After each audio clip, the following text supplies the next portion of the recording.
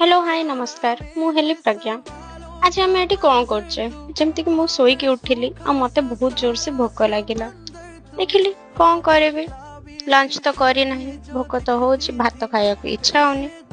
देखिली आलू चकटा अछि आ मु भाबिली परोटाटे बने ही दबा।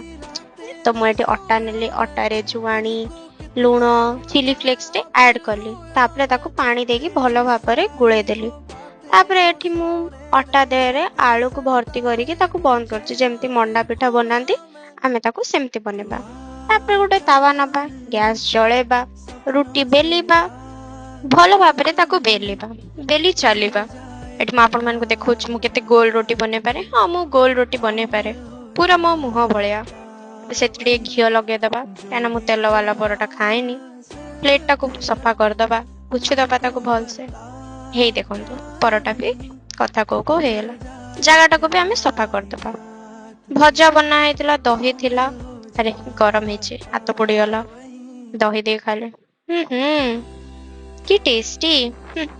शाबाश शाबाश, कमाल कर देलु तू। मु तो खाइबा एंजॉय करली। ओके ठीक अछि, बाय बाय।